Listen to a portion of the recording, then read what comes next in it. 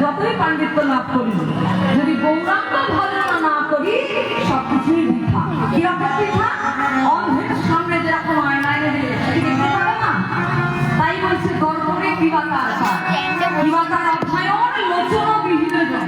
তার কিসের অধ্যয়ন? যার চোখ থাকলেও অন্ধ, তার দর্পণে কাজ কি আছে? তাই গৌর যদি আমরা ভজনা করি সবকিছুই আমাদের বৃথা।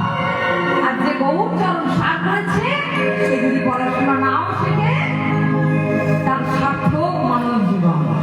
তাই পরের পত্রে পদকর্তা কলমে বেদ বিদ্যা কিছু নাকি জানাত, সে যদি আমার গৌরাঙ্গ করে সার, সে যদি আমার গৌরাঙ্গ করে সার।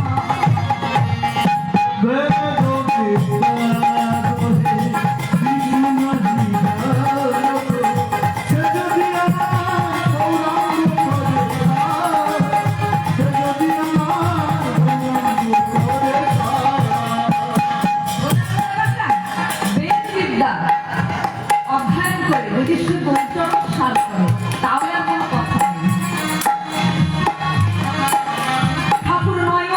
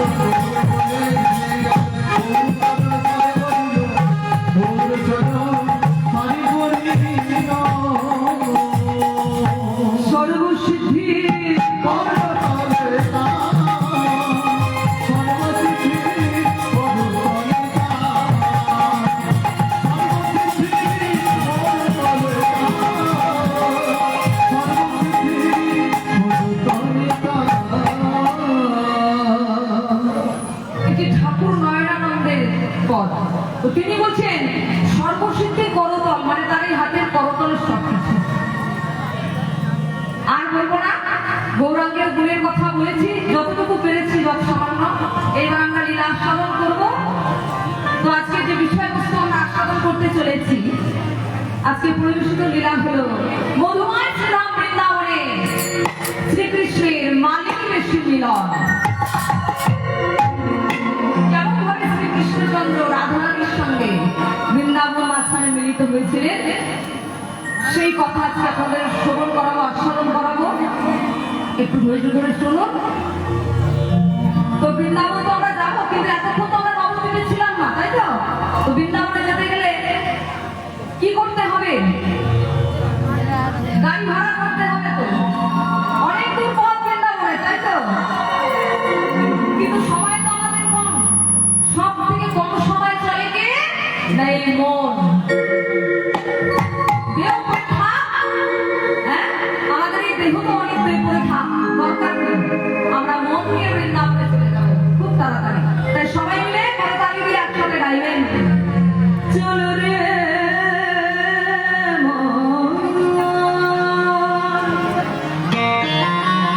যাই চলে শ্রীধাম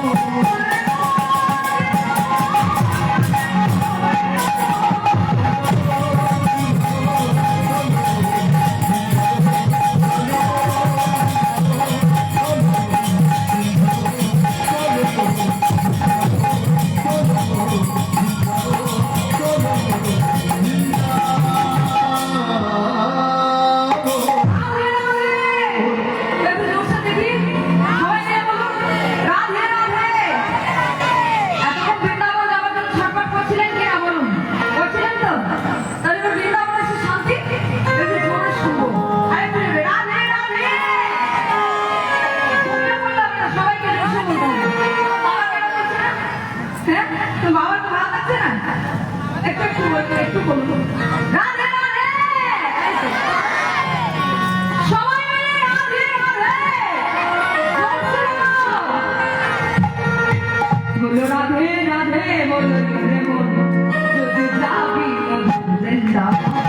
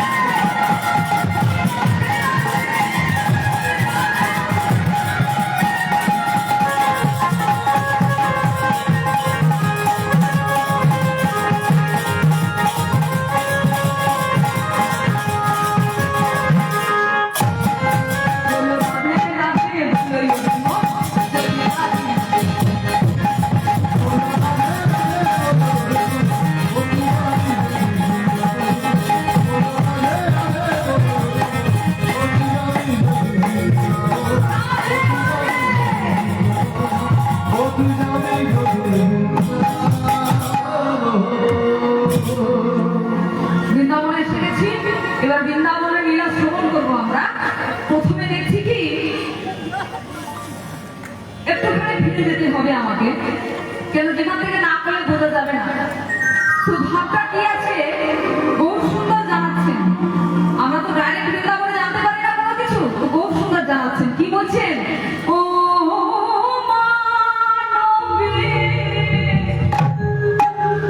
বিরহ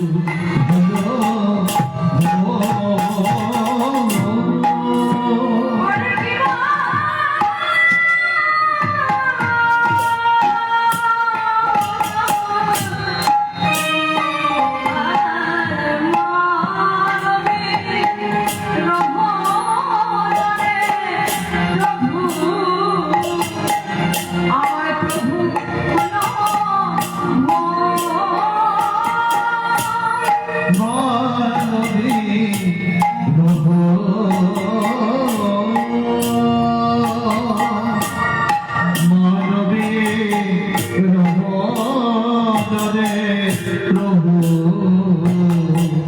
প্রভু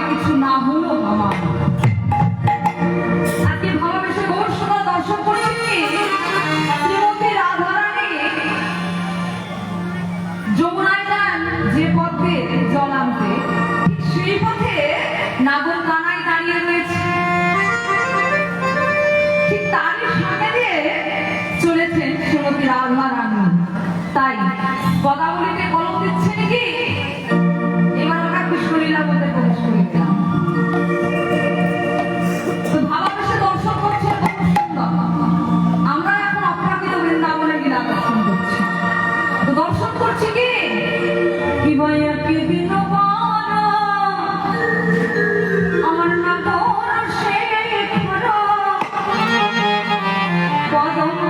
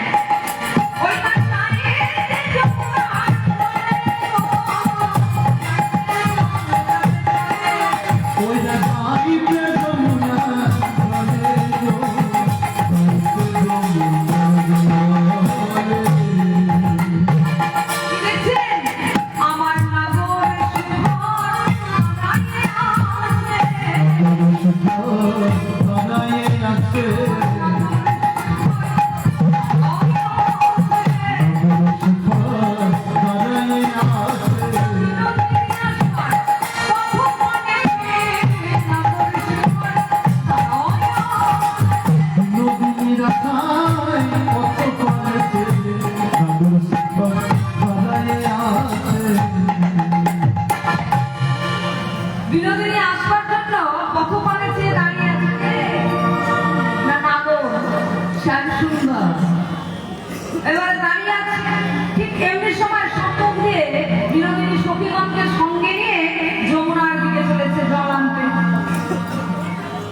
তো শ্যাম সুন্দর কি করেছে মনে মনে করলেন, সামনে তো বলাই দাদা আছে, তো দাদার সামনে কি প্রেম করা যায় না মায়েরা? কি গো, দাদার সামনে প্রেমিকাকে বলা যায়? হ্যাঁ, যে অমুক টাইমে সিনেমা হলের সামনে দাঁড়াবে, বলা যায়? এখন সিনেমা হল নেই, কোথায় বলে? পার্কে আর ইত্যাদি ইত্যাদি জায়গাতে। যাই হোক, তো এখন বলতে তো পারবে না, বড় দাদা আছে। তাহলে এক কাজ করি, চতুরের শিরোমণি তো কৃষ্ণচন্দ্র ছলনা করে কি করলেন, মাথায় হাত দিলেন। ও গো শিরোপরশিয়া বচনের ছলে আজ শিরোপরশিয়া।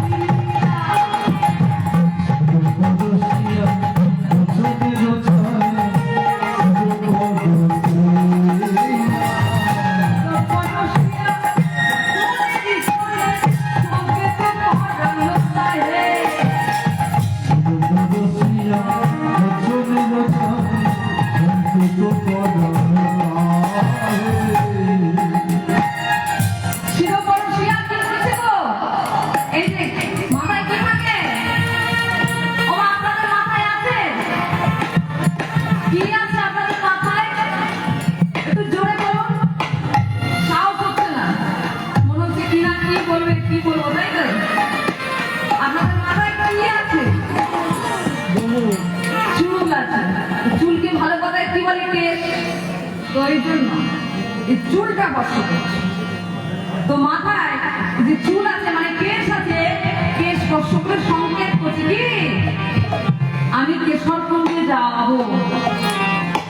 বিনোদিনী মনে মনে বলছে তুমি এই কেশরকুঞ্জে অবস্থান করো, আমি ঠিক সময় মতো কেশরকুঞ্জে যাব। বেশ ভালো কথা, সংকেত তো হয়ে গেছে।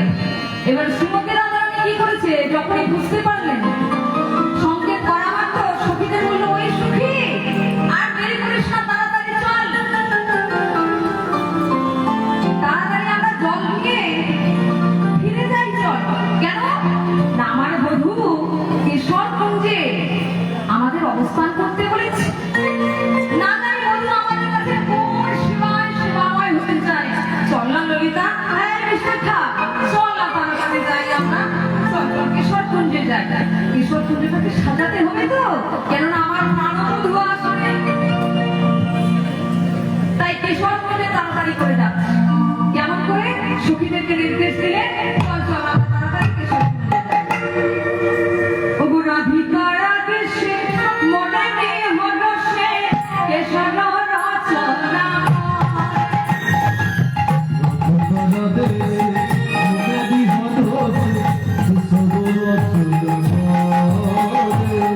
রাধিকারা দেশে মনে নেই হলো সে কেশর রচনা করে।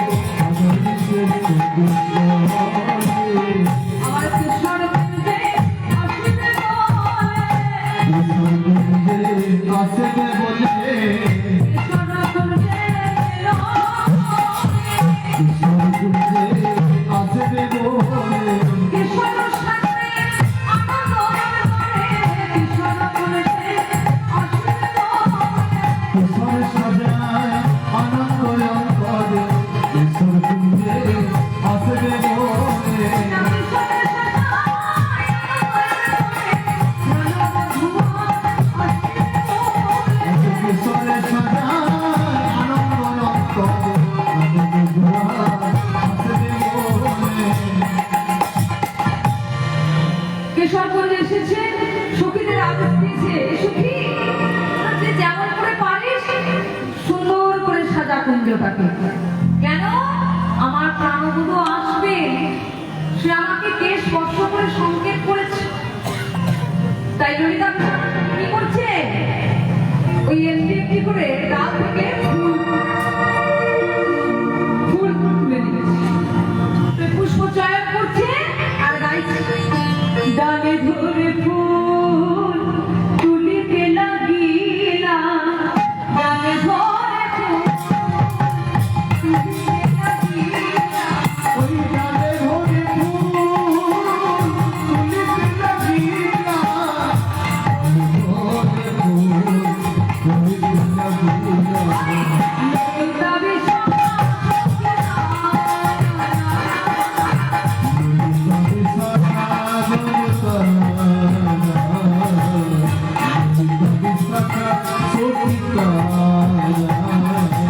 ললিতা বিষম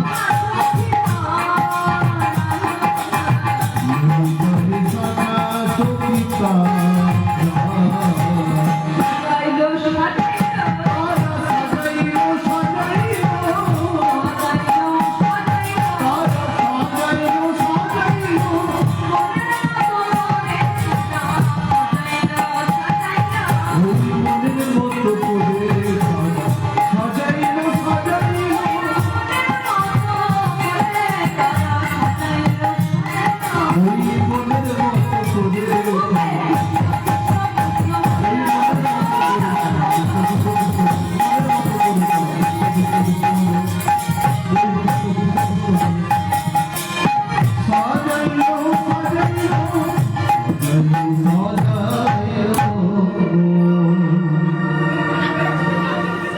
এইভাবে কেশর সাজাচ্ছে।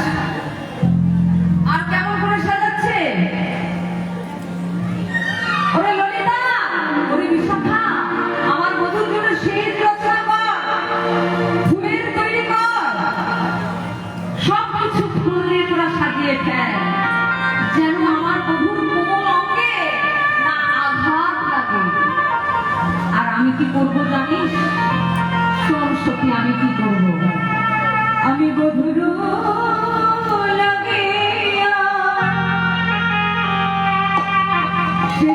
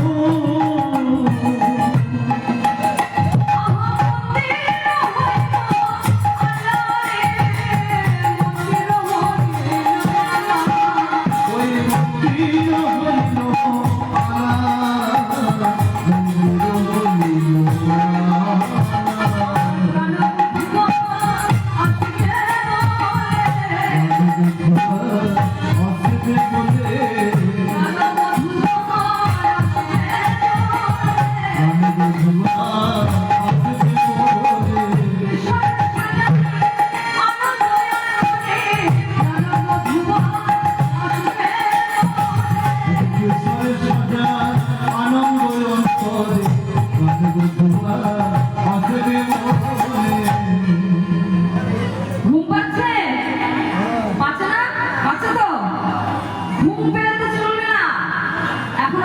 পড়ে আছে, ঘুমালে হবে? এটা তো সুপ্ত, একটু কষ্ট করে আস্বাদন করতে হবে। প্রথম পাতে কি থাকে? সুপ্ত শাক ভাজা, তাই তো? এইগুলো একটু কষ্ট করে সেবা করতে হবে।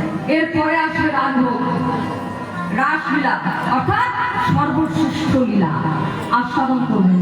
একটু ধৈর্য ধরে বসুন, একটু শ্রবণ করুন, একটু আমরা আনন্দ করি, ঘুম কেটে যাবে, তাই না গো? প্রেমানন্দে মেতে হরি বলা। বলো তাহলে সবাই কিন্তু, তাই তো? সবাই জানো তো? প্রেমানন্দে মেতে হরি বলা, হরি নামের বন্যা ছেড়ে।